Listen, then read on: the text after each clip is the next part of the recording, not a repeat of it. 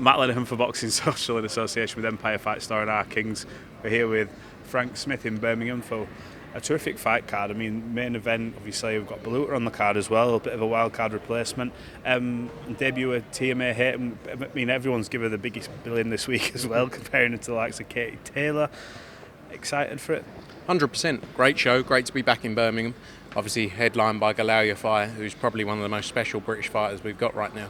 You know, after this he'll be looking to challenge for that full world title. Obviously interim champion right now. He's got a tough fight on Saturday night, but he showed in that Sonny Edwards fight how good he is, and we believe he can go all the way to the top.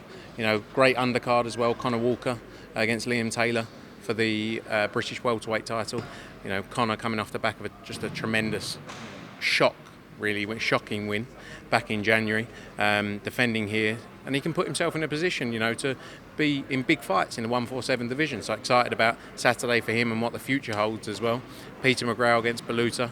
It was a shame with the Shabazz Massoud fight. Obviously that was a great fight that we had lined up for here, but respect to Peter McGraw going in there against Baluta on 3 weeks notice, whatever it was. You know, I think I said on the stream, sometimes people can look at records, and Baluta's record, if you look at it without knowing it, you could say, well, that's not much of a challenge. But we all know about what Baluta's done in the past, especially with other stable mates of Peter's. So great fight there. TMA Hayton as well, as you say, professional debut.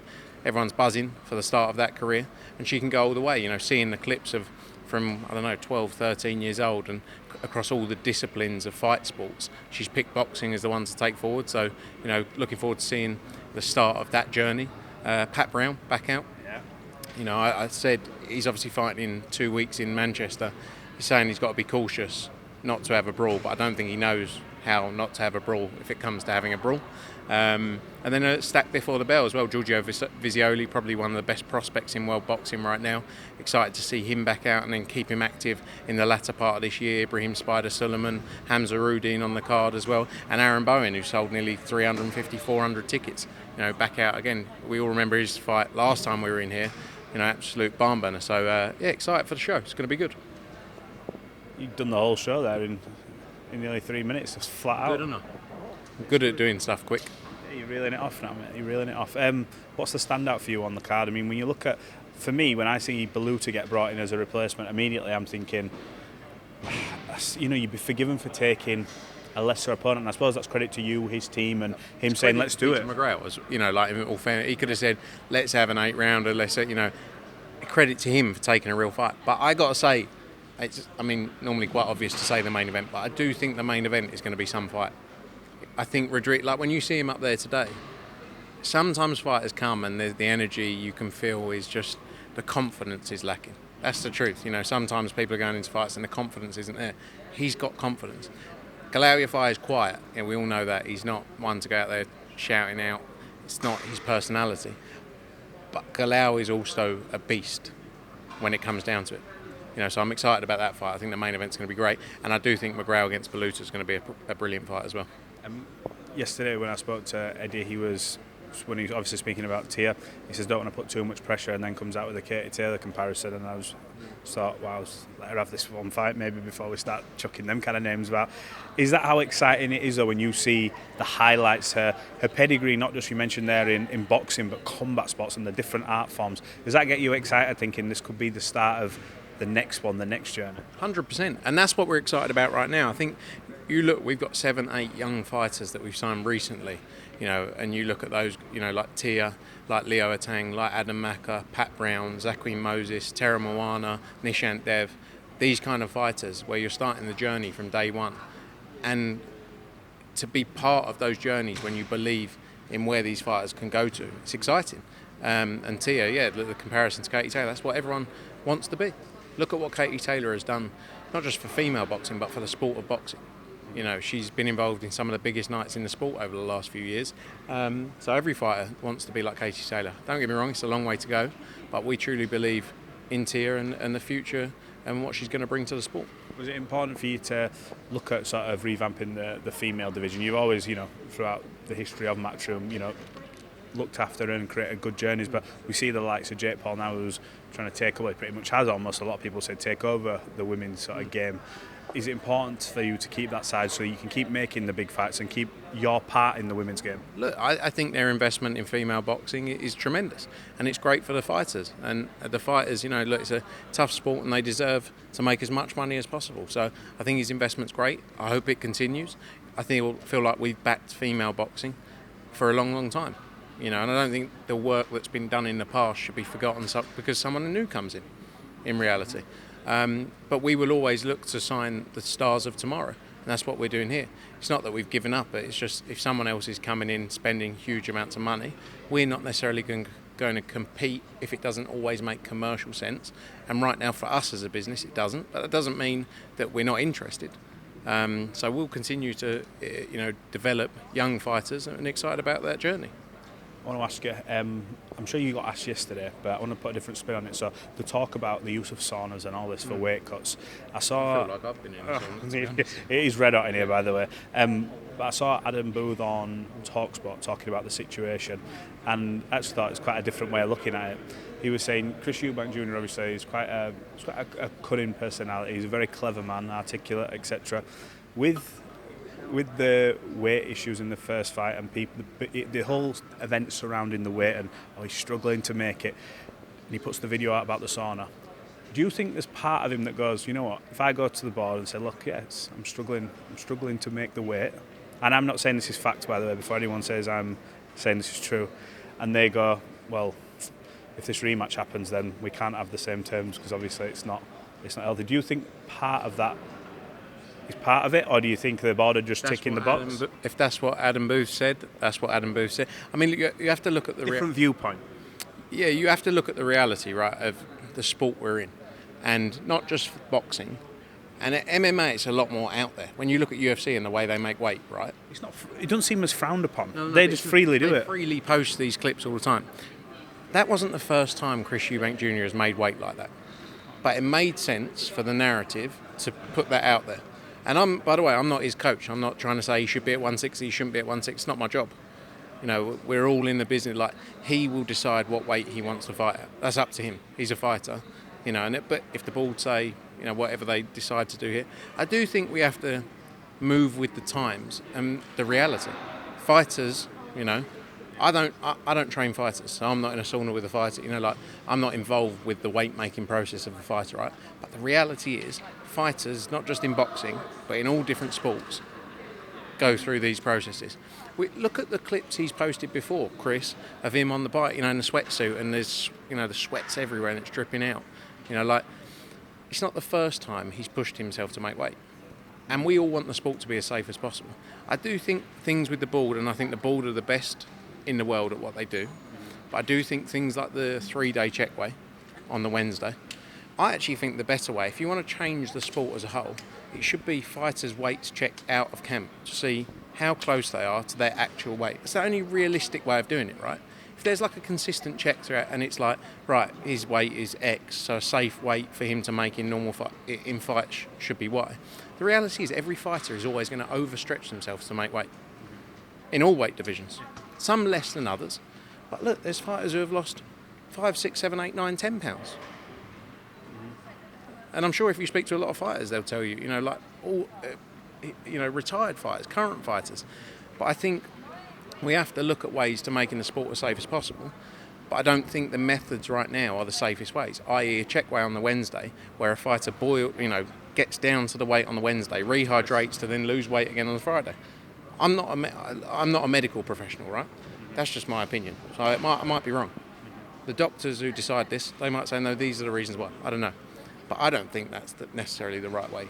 In terms of the board, though, obviously we've seen in other fights before fights get pulled. That fight obviously had huge financial implications, and we knew the scale of the fight. Do you think if this was a standard your call fight, that then the fight would have been potentially pulled? Because they've waited almost till now. The horse has bolted, he's done it, he's put it out there. Why are we addressing it now? Why was it not addressed the day of the weigh-in if he's in that much of a condition and then still had to make a fight day? Why wait that long? I don't know. I think if you're comparing it, like people are comparing it obviously to the Adam Azim situation of recent times, which didn't really make much sense to me because there's not actually a single Mexican commission, and I'm not sure the Mexican commission would know if a fighter in the UK used a sauna. So that's a different. I don't know how that all came about. I wasn't involved in it, but a lot of people have been comparing it to that. That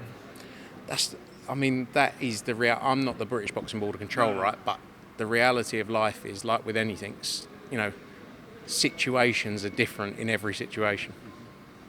I'm not saying that's right or wrong, and just like in every walk of life, that's the way things are. I don't know the situation around other fights as to why they've been pulled because of that. Ultimately, if he wasn't fit and healthy to go into the fight, i.e. doctors clear fighters, right? So both at the weigh-in and there's doctors then at fight nights. Their job is to clear fighters that they're medically fit to box. So I think everything the board do is obviously with the best intentions to make the sport as safe as possible. I do think the times have to change and evolve, and we can improve. And I think we can improve as a group and come together. I do think how you change it, though, is looking at fighters more, not just 3 days before a fight and go, oh, it's sweet, he made that weight, because he might have done the same thing to make that weight. Yeah. We have to look at it, longer term view, in my opinion. Again, I'm not a medical professional. Just a couple more. I spoke to Eddie about the Richardson Hitchens saga that came from obviously his big moment, his homecoming, and putting on a brilliant performance. I asked him about his relationship with Keith Connolly. He says, look, it's not a good one. Don't like particularly how he operates, but I'm not saying we can't work together. I know you do a lot of the background business and work with everybody, and you mentioned, look, I'd have to like you to do business, but was it disappointing for you to see that with, I suppose, the efforts that obviously Richardson Hitchens puts the effort in the ring, and he's ultimately reaping the rewards, but you lot have built him promotionally, done a really good job for him. Was it annoying to see him come out and sort of state that to the world, look, I'm a free agent now, and almost putting himself on the market when you have done that job for him? Yeah, look, I think it's a bit distasteful in a sense of when you've got a relationship with someone, you work so hard to do something for someone. Don't get me wrong, he's a free agent, right? But if you can go out and tell everyone that, you don't need to do it there and then to have the maximum effect. Boxing is a very small industry. It's not like because if he didn't say it in the interview, yeah. So like if you're in the business, you'll find out. But you don't necessarily need to do it there. And I think with the job we've done for him, and he's done the job in the ring. And boxing's again, I go back to the point, it's a dangerous sport. Fighters deserve to make as much money as possible, of course. But I think it needs to be reciprocated. And I think if a fighter puts their faith in you and says, no, do you know what, these people have brought me so far and I believe in what the future holds, you'd do anything for them. But when it's not reciprocated, it's more transactional. Like I say, I don't have to get on with someone to do business with them, but I won't go out of my way to help someone who doesn't have the same relationship with me. I'll do what I have to do, and I'll do contractually what I have to do, and we'll do deals that suit us, i.e. if it makes sense for us, perfect. But we're not going to go out of our way, and put ourselves in a bad position if you don't reciprocate that energy. Does that sort of put a bit of a shine on, maybe, obviously, I know Keith looks after other fighters, obviously, Conor Benn, I believe, as well. Do you look at all them other scenarios going, well, not just because it hasn't worked with this fighter, but you work with a multitude of fighters who we deal with as well? Does it almost not hinder, but have a different effect on it? Every fighter, you have a different relationship. I think with Conor Benn as an example, we have been there every step of the way of that journey from professional debut through the good times and the bad times, and have never shied away from the bad times and never tried to. So I think every individual is different. Every fighter you have different relationships with. Sometimes it's a more direct relationship with a fighter than an advisor. So again, I don't care about much. But as in, I looked at that interview. I was in our office afterwards. I looked at the interview. I went bit of a piss take because of what I feel like we've done for Richard. And again, he's got in the ring, he's delivered. But I feel like we've done a good job for him, great job. And I think it's just a bit distasteful. So, But again, I don't really care about anything in life. You heard anything more about Anthony and Joshua? Obviously, I know he's had the elbow surgery. Is it a case of waiting and seeing what Deontay does at the weekend? What's being explored now? Because there's talks of Joseph Parker and Chisora. Anthony Wearing's will be back up before the end of the year. What can you tell us? Is he going to be resuming training soon? I actually saw his team a couple of days ago. They've been in Ghana with him. He's been out there. He was out there for that show. He's been doing a bit of travelling. Obviously had the elbow operation. Look, the reality is right now, because of AJ's position in the sport and the market, he can do whatever he wants. Like for all of the fighters out there, AJ is the biggest option, all of them. For Usyk, Dubois, and I'm not saying they're the fight, but like all of these names. Bigger than Tyson Fury? Tyson Fury is retired, and I do think AJ is a bigger commercial name than Tyson Fury. It's just I like Tyson Fury. I've spent some time with him now, so it's not. But I just think AJ commercially is a bigger star, and he's proven that with the numbers he's done over the years. So he's in a great position once he decides what route he wants to go. So there's lots of options out there. I've said time and time again, I love the Deontay Wilder fight. After Deontay fights, I think he fights at the end of the month in Kansas. I love that fight. I just think narrative sells, and regardless of the fact that they've had losses, whatever, it's a huge fight still. Are you talking with Team Wilder now, though? Is that an open relationship that you're preparing for, providing it gets through so you can get the ball rolling rather than... I'm not, because also it has to be led by AJ's request of what route he wants to go, ultimately. But what I'm saying is he can do whatever he wants, and whatever move he makes now is the most important move of his career, because it will be the last last chapter. Whether that lasts a year, 2 years, 3 years, whatever it may be, this is the most important part. Frank, appreciate your time.